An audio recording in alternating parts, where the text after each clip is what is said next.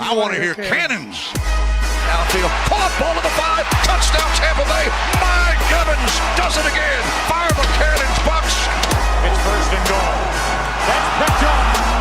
That's picked off. And who else? Rondé Barber. And the Tampa Bay Buccaneers may ride to the Super Bowl with that one. Third down, 18. Dropping Gannon, looking Gannon. Those up with the heads in the shot. 30. Derek Brooks 30. Brooks to the 25. 20. Derek Brooks all the way. There it is. The dagger's in. We're going to win the Super Bowl. And there the cannons go. Fire them. Keep on firing them. Keep on firing them. Sizzle your bacon, ladies and gentlemen. The Tampa Bay Buccaneers are 3-1 after a 33-16 victory over the Philadelphia Eagles. Great day for the Buccaneers, and honestly, the answer that we expected after last week's disappointing loss to Denver. Philadelphia in an interesting spot right now, but regardless, the Buccaneers showed up today ready to play on both sides of the football, Evan, and they look like the team that we thought they were after those first 2 weeks. It's exactly what you said, right? They looked prepared. They looked mentally prepared, physically prepared, come out and score an opening drive touchdown for the first time since 2022. So kudos to them. They finally got that monkey off their back. Yeah, but they looked like the more physical team, the tougher football team. And it was just night and day compared to what you saw last week. And what you saw last week, you know, it's a performance like today makes last week look like the fluke, right? That looks like that's sort of a one-off. Now, I mean, look, there's still a lot of football left to be played. We're only through 4 games here, but it would have been discouraging if the Bucs came out and sort of maybe had a tougher time with this game. And I'm not saying it was always expected to be a blowout. I picked we didn't really do game predictions this week, but I picked the Bucs to win. It wasn't by almost 20 points, though. I think I picked them to win by like 3 or 4. I just thought, the Eagles' injuries were a bit too much. But the way that they won, right, that's the most encouraging thing. And I think, had they maybe won the game but didn't really play that well, maybe you'd be like, oh, well, I don't know about this team. But I think it sort of instills more confidence in you the way they come out. And, arguably, the best start they've had, maybe, the Buffalo game in 2021? Maybe like that might have been maybe the Jacksonville game last year, but I don't know. This start was more dominant than the Jacksonville game last year. They jumped on Philly immediately and just never looked back. 255 yards to 0 at one point.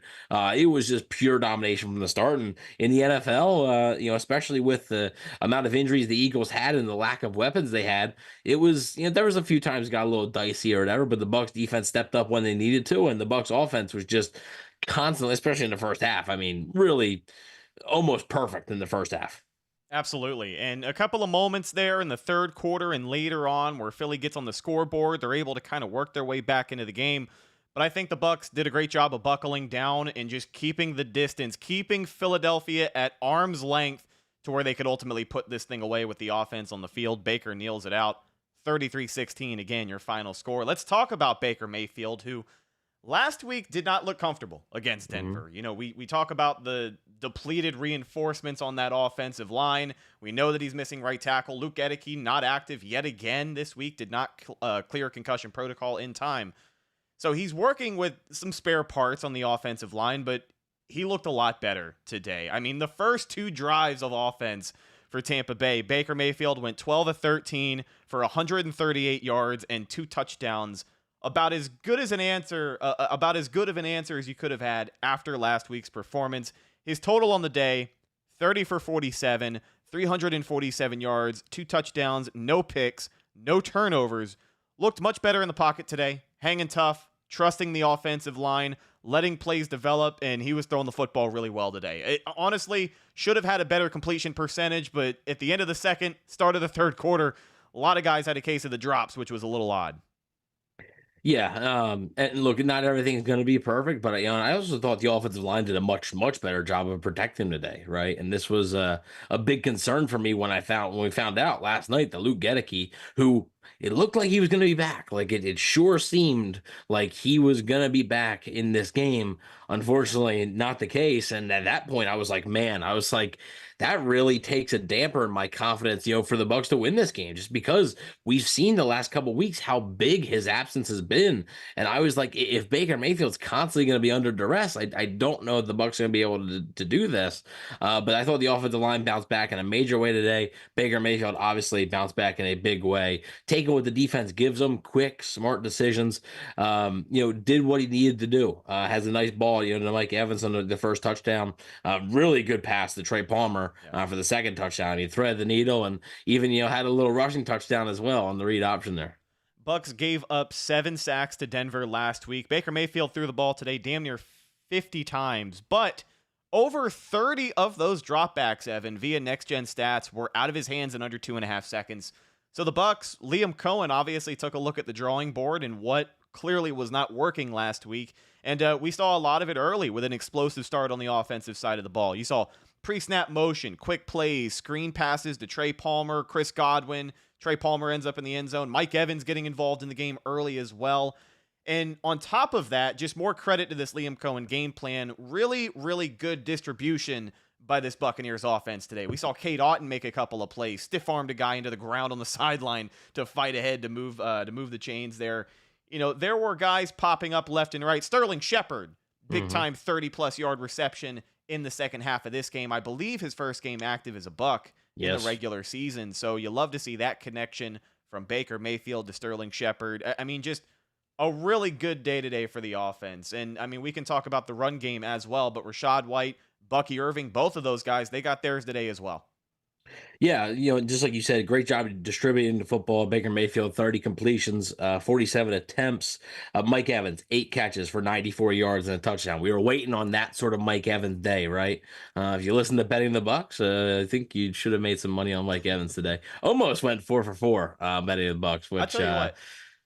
2 yards short, but it is what it is. The miss was brutal. I mean, that's why you play the game. You've seen it time and time again. But, I think the line was 11.5, and he only had 10. Yeah, so it's for context, it was Baker Mayfield over rushing yards, and we took Baker Mayfield over 11.5 rushing yards.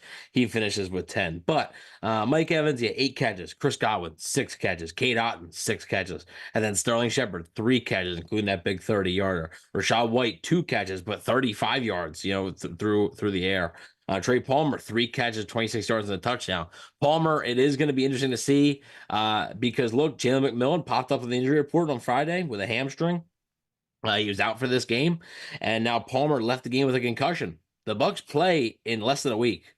Yeah, they play a short week in Atlanta, so it might need to see a little bit more Sterling Shepard again because I'm not sure if Jalen McMillan or Trey Palmer is going to be available for that game. And then Sean Tucker even got in on the action with 1 catch for 14 yards and Bucky Irving 1 catch for 6 yards. So yeah, a lot of people showing up on the stat sheet here for reception. So just like you said about, throwing the ball, spreading the wealth around, they did a really good job of that today. Yeah, it's important to mention that Atlanta Falcons team, while you bring them up, they got a big time win over the Saints today, which now means there is that much more weight on that Thursday night game. After today, with the Saints losing, the Bucs are in sole possession of first place in the NFC South, but the Falcons, I mean, they get a big win today.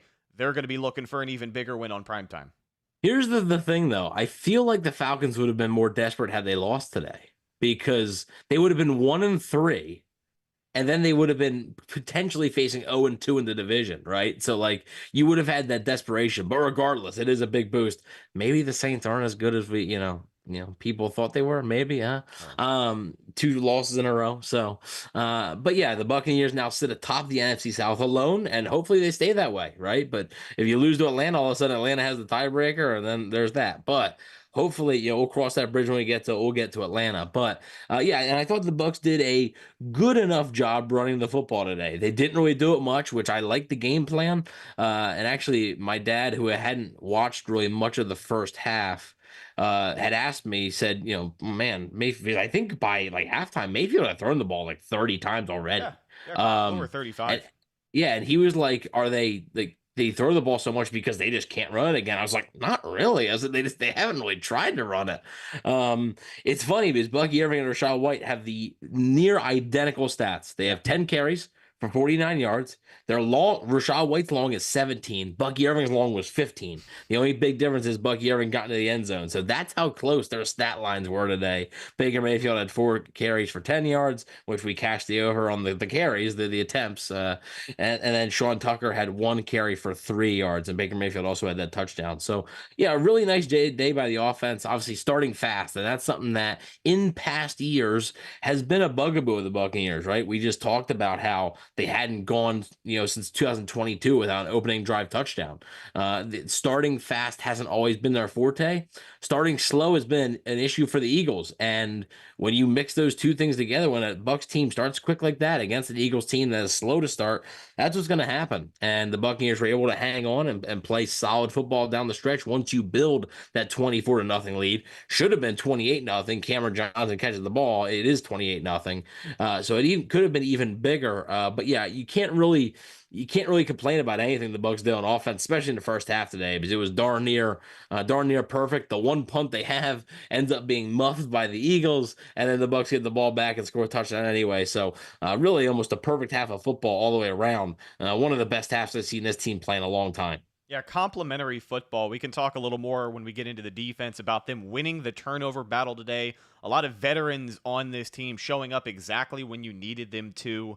But wrapping up the conversation on the offense really quick, Rachaad White showing he can absolutely still get it done in the pass game. 2 catches, 35 yards, one of them being that impressive kind of stutter step, waited for the defensive back, juked around him, was able to stay on his feet, pick up the first down, and then some, a big-time completion for him. But I wanted to ask you a question. Really quick, I was a fan of the balance today. I was a fan of the balance. I don't know if you were going to get into Bucky or not, but I was a fan of how they balance things out today. I think that's how it should be moving forward. Well, I wanted to ask you actually about the wide receiver 3 spot. So Trey Palmer left the game today with a concussion. His status is going to be up in the air. Obviously, we've seen what can happen with Luke Gedeke, missing action multiple weeks now. So you just got to wait and see at this point. But Jalen McMillan, I don't want to say has become an afterthought because he just simply wasn't available, but you're starting to see some of the veteran guys who are available step up and maybe carve out a little bit more of a purposeful role, dare I say, because, with what we saw from Jalen McMillan in the early going before he missed today, he wasn't exactly game breaking. Had an early touchdown, had a couple of great designed plays, but outside of that, I don't know if he's been a consistent wide receiver 3 guy who can consistently get open for Baker Mayfield. I don't know. What do you think? You think a guy like Trey Palmer can work his way into that role? It's a good point. And I think, a performance like today for Sterling Shepard, could maybe mean Sterling Shepard gets a little bit more of a look there as a veteran option. Now, the tough thing with that is Shepard's on the practice squad, so I believe they can only elevate him 2 more times until they have to either you cannot elevate him anymore or you got to sign to your roster if you want him to play.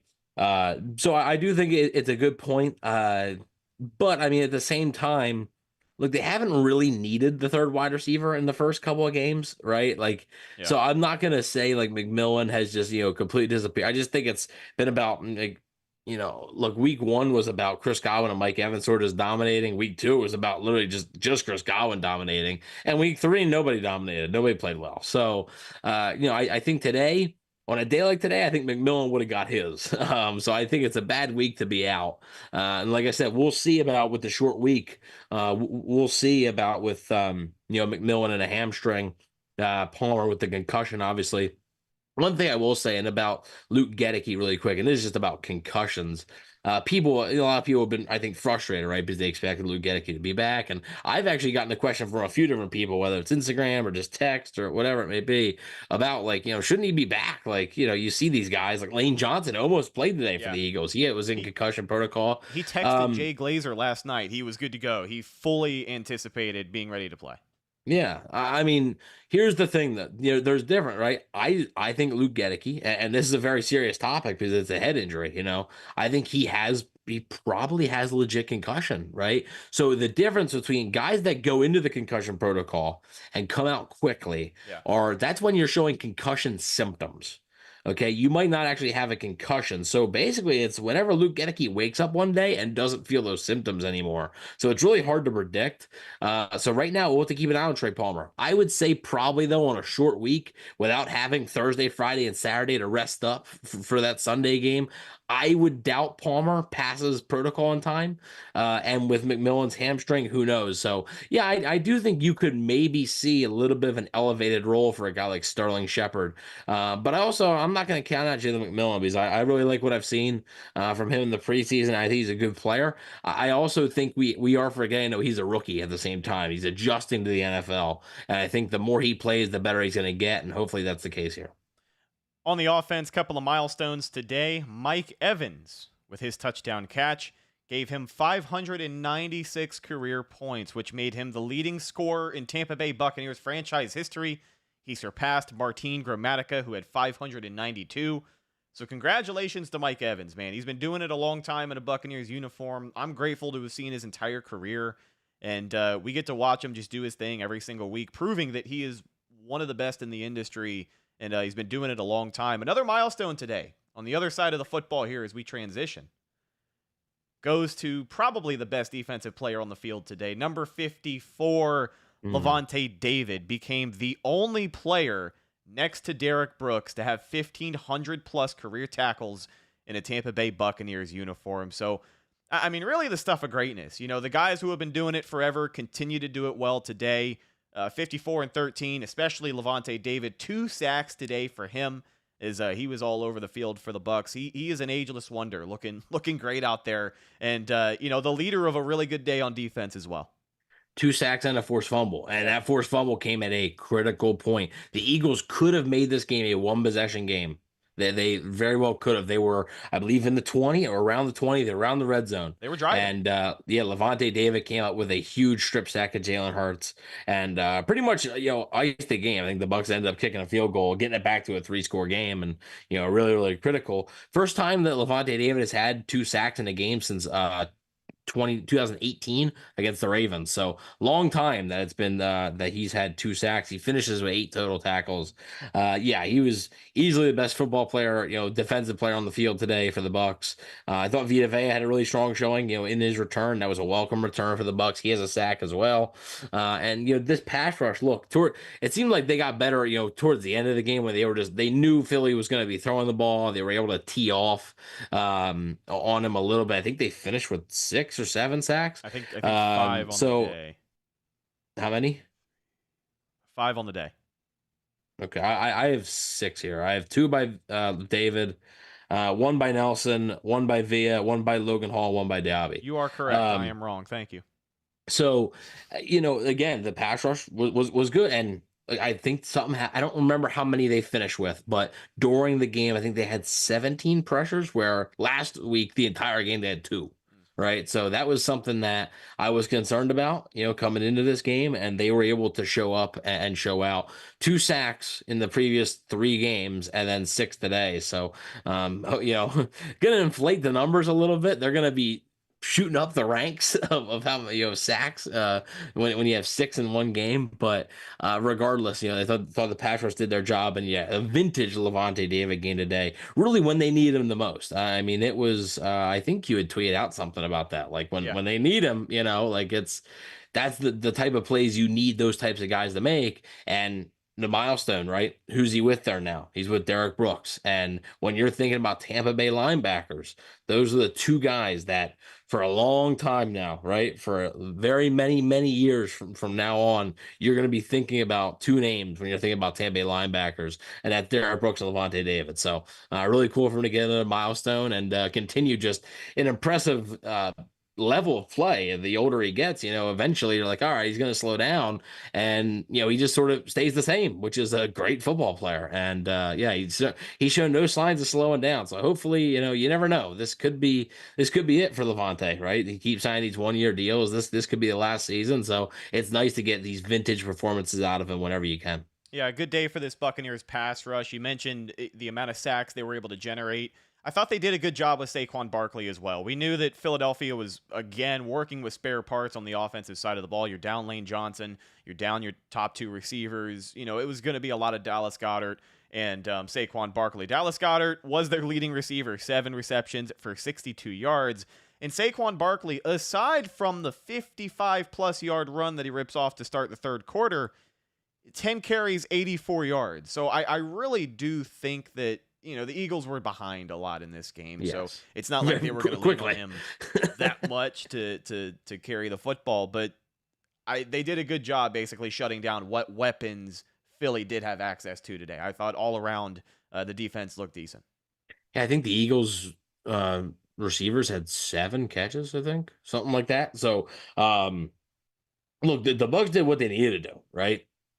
That's what you should do against a receiving core like that.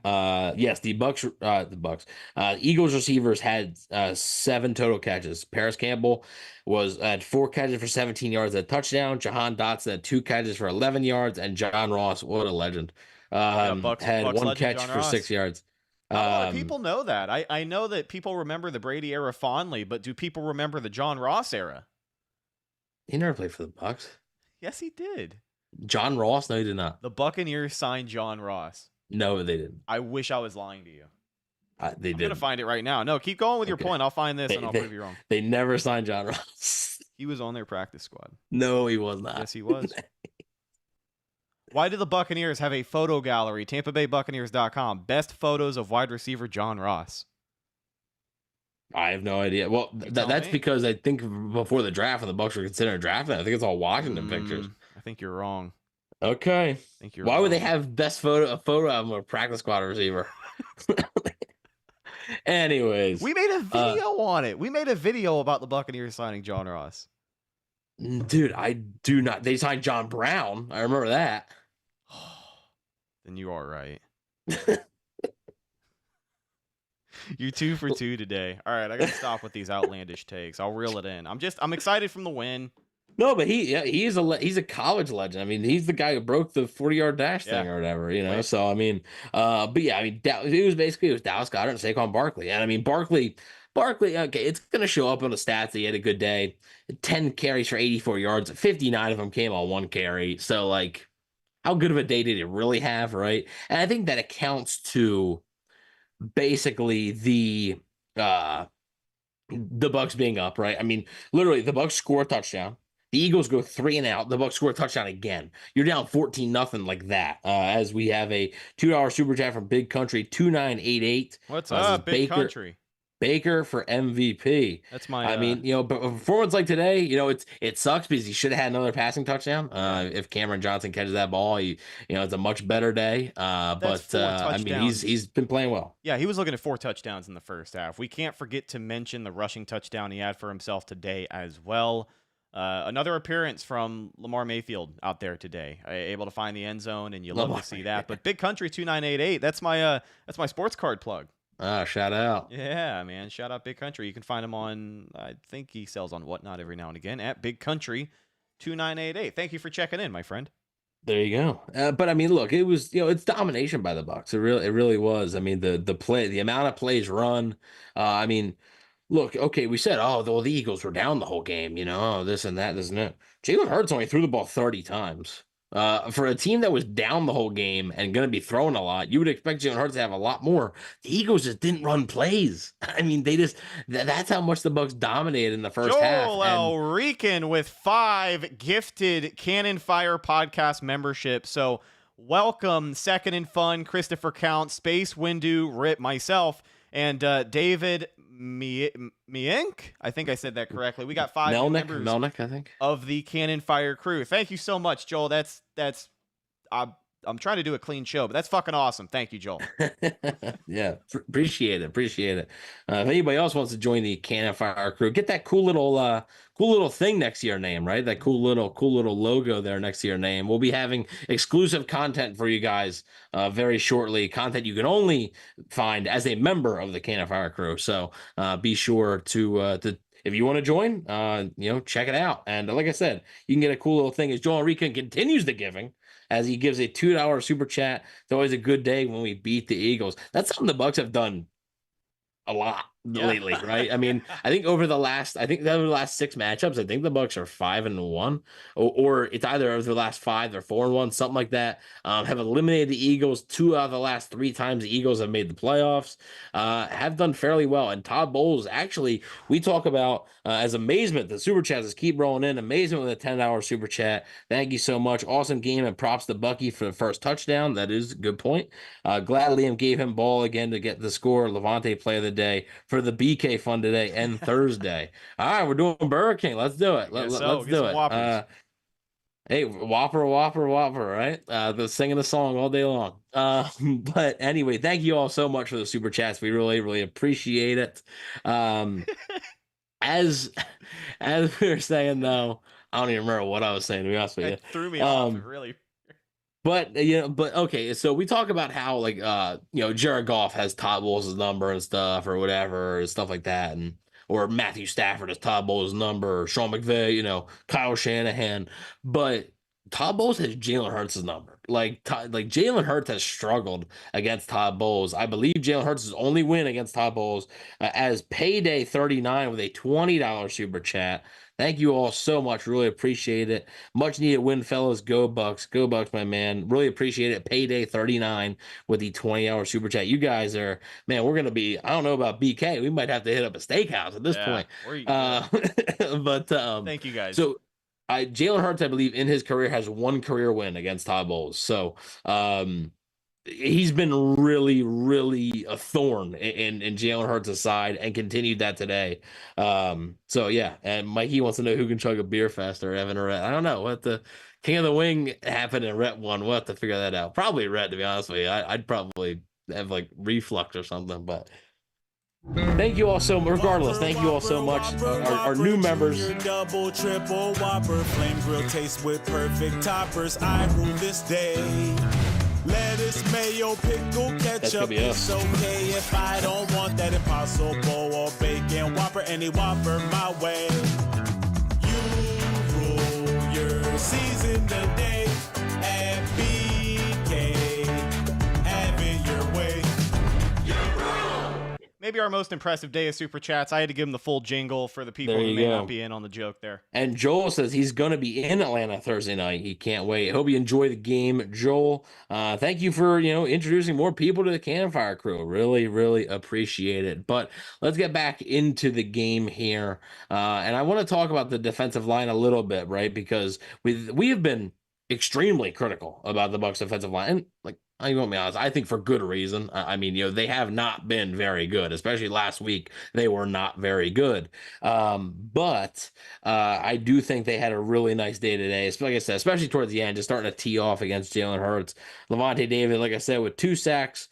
Chris Braswell almost got his first sack. He had a couple of pressures. Anthony Nelson with a sack. Vita Vea with an early sack. Logan Hall with a sack. And Yaya Diaby has his first sack of the season. So really good day by the Bucs pass rush when the Bucs needed it. And there wasn't, the Eagles don't have a ton of weapons right on offense right now with Brown and Smith out and, Lane Johnson being out on the offensive line. But the Bucs took advantage of that today. Yeah, absolutely. Let's go ahead and start to wrap things up. I know it's been a quick show, but we always say it. Whenever the Bucs play this well, it makes it very easy to do a 35, 40-minute podcast because there isn't a ton that you can sit here and be critical about.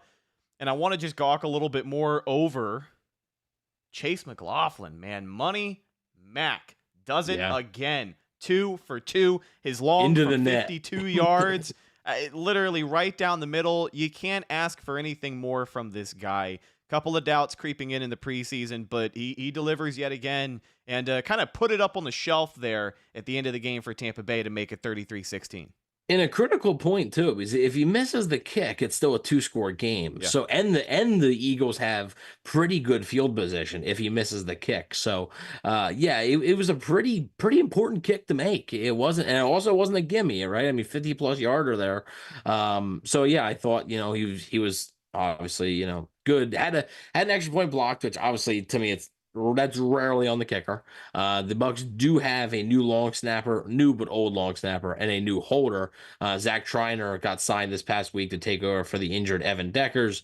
And then also new punter, which we can talk about here for a minute because Trenton Gill, who was with the Bears last year, was signed by the Bucs, I Bleav, last week to their practice squad. And the Bucs have been clear about their expectations for Jake Camarda, and they've also been pretty clear that they didn't think Jake Camarda was very good today. Were very good this season so far, right? They were disappointed in him, even dating back to the preseason. They make a change today. Now, Jake Camarda is still on the team. He was just inactive today, so Trenton Gill got the start. And all he needs to do is push Kelly Ringo out of bounds. He couldn't do it, but it is what it is. That was really the only blimp, I think, on the Bucs special teams radar today. They even forced special team turnover. So, again, all areas, I thought, all three phases of the game where the Bucs were so bad at it last week, this week is just a stark contrast to that, and it was really good to see. Yeah, absolutely. I mean, you were forced to make a change. I will say the change happened like a week sooner than I thought it would. We touched on the topic. I thought he was going to be given a little bit more of a leash. Yeah. We had touched on the topic of Jake Camarda not having the best start to the season in 2024. And listen, again, you talked about Todd Bowles being critical about it. Todd Bowles is the kind of coach where, like, sometimes he's not vocal about anything at all. So I think if he is vocal about a guy's errors, he definitely doesn't have as much time as we may think he does. But they make a change today, and again, you got to see how it shakes out. But, it is what it is. Not a terrible day from the special teams unit. We are going to wrap up with a little bit of drama because everybody likes drama, right, Evan? So earlier last week, Baker Mayfield did a podcast. It was the Casa de Club podcast with, oh God, I feel terrible. I can't remember his name, the baseball player. Anyways, I don't know. He was on there talking about, kind of coming into this Buccaneers organization after Tom Brady and, building relationships with his teammates and the kind of, I guess, the feeling around the organization, right? What's the difference between how this locker room is going to feel with Baker as quarterback and Tom Brady as quarterback? Well, he basically said that, quote, they wanted me to come in, be myself, bring the joy back to football for guys who weren't having as much fun. So he insinuated that Tom Brady's style of football may have been stressing some guys out, right? Well, Tom Brady was in the booth today for Bucs versus Eagles on Fox with Kevin Burkhardt, and he got a chance to respond. We've got the audio for you right here. Tom wasn't too happy. Here said, quote, they wanted me to come in, be myself, bring the joy back to football for guys who weren't having as much fun. It's funny because you've made this environment for me very stressful up here in the booth, so I understand where he's coming from. Do you feel it? No. Feel the stress? No. Well, I was going to say, I thought stressful was not having Super Bowl rings. So there was a mindset of a champion that I took to work every day. This wasn't daycare. If I wanted to have fun, I was going to go to Disneyland with my kids. Yeah, so, as you were saying, go ahead. That's you feel like I feel like there's more in there to say. There's a way to approach this game, and it's that with the right mindset and try to push each other outside of our comfort zone, and great teammates do that. You come in, I have someone like Gronkowski, I have someone like Evans. There's high expectations for us. We got to make sure we go out there and deliver. The competitive juice is still flowing. It's still in there. I love no it. apologies. So the GOAT gets a chance to chime in, and I mean, listen, when you got 7 Super Bowl rings, I don't think Baker was working with very much leverage here. Maybe not the best business decision for him to, I don't know, put that out in the open. I know he didn't have any harsh intentions. Also, who knows if that's what he's exactly. No, you're right. Though, too, right. You're right. I mean, listen, there's several Tom Brady sound bites today from in the booth that are going to be written into their own stories over the next couple of days, right? They're going to run, Tom Brady was almost a Chicago Bear. They're going to run that into the ground by this time next week. So that's just the nature of the beast. But maybe should have thought twice before throwing that out there. I guess definitely something he'll probably want back. But I mean, obviously no adversarialness from Tom Brady. They talked before the game, but he definitely had a chance to fire back, and he did. So here's the thing. Okay, yeah, Baker talking about fun or whatever. Was I mean, you have to remember what that last season was. 2022 fun. like be real. Like they went 8-9 and got walloped by Dallas in the first round. Like that wasn't fun. Like everybody knew the offensive coordinator was going to be fired. You had a quarterback going through a divorce, right? It was miserable. Um, yeah, I could tell that that wasn't very fun, right? Ali Marpet had retired. Your teammate Ryan Jensen goes down on one of the first days of training camp with a knee injury. He's out for the season. Yeah, I could see why that wouldn't be very fun. I think it was after the 2021 season. I think it's a different tune, right? Because winning is fun. Winning is very fun. And unfortunately for the Bucs in that final season, they just didn't win very often. So I do think it's a little bit of a different situation, a little bit of a different perspective. I'm curious to see of what what does a guy like Jordan Whitehead think? Because a guy like Jordan Whitehead was one of the few. He left after 2021. Right. Then missed 2022 and then returns in 2024. So I'd be curious to see what his thoughts on it were. But also, look, that Bucs team was in a different place, right? There was Super Bowl or bust expectations pretty much. They had a lot of these veteran guys, Tom Brady, or he mentioned, Gronkowski. They had Mike Evans there. They signed Antonio Brown. They signed Leonard Fournette. They had Ryan Jensen. They had a lot of these veteran players, Ndamukong Suh, Jason Pierre-Paul, Shaq Barrett. It was more business-like. Right, still worked, so they won a friggin' Super Bowl. So I think it's a difference, in like the way you play the game. That's fine, right? Brady's worked, obviously it worked very well. He's got 7 Super Bowl rings for a reason. But also, I mean, right now it's clear, Baker's working as well, and I think that's okay. I don't think it's fair to pit the two up against each other and compare apples to oranges, but I think it was pretty funny, and he fired back in the best way I think he could, holding back a little bit, right? Felt like he could have gone in a little bit more probably. Yeah, it was pretty funny, but thought he did a decent job, on the commentary thing. I know there's been a lot of discourse, right, about him sort of, being not so great or whatever. I think just give him time, right? Everybody was so impressed with Tony Romo at the start, and now they're sort of sick of Tony Romo. So I think it could be maybe the opposite here with Brady. I thought he did a decent job today, but yeah, it's pretty funny that that whole comments happened, and the timing of it. The Bucs gave Brady a nice tribute during the game as well, so that was nice to see. Before we do get out of here, though, really quick, because I want to actually finish off. I don't want to finish off with much football stuff. Do you have any more football things? I don't think so. I was just going to mention, total yards. Again, another tip of the cap to Liam Coen today. A great answer. 445 total yards of offense for the Bucs. I know Baker Mayfield scrambled for 10 yards, but over 100 rushing yards on the ground between the 3 running backs today, 334 through the air. Baker threw the football a lot, but I mean, listen, we talk about the development of this run game. In every win that I've seen them, every time that they are effectively moving the football, this is a passing team. Like this is as long as Baker Mayfield is dialed in, he's got protection and he can find the open man. The Bucs are going to move the football and they're going to score some points, and they did that very well today. Yeah, I agree. Actually, one more point, 2 more points maybe. Commanders look good, so that week 1 win looks a little bit better. And the Broncos beat the Jets today, so that week 3 loss, I guess, maybe looks a little bit better still. I mean, a dismal performance last week, but a lot of upsets here in the early part of the NFL season. Seems like a lot of teams that you don't expect to come around or be good this time of year are really showing up. I mean, how about Minnesota? Absolutely beating down Green Bay in Lambeau. I thought ended up being a close game, but Minnesota only won by 2. But oh wow, well, I thought the Magic was going to run out today, and seemingly almost did. But 4-0 football team. Yeah, that's pretty remarkable. But anyways, I did want to finish it up with, hope everyone is safe and not really affected, much by the hurricane. Thoughts and prayers go out to everybody that is. I know, there was a few parts in Tampa, a few parts in Florida in general that got hit really, really hard. So hopefully everyone is safe. And I mean, not just Tampa, everywhere along the coast, basically.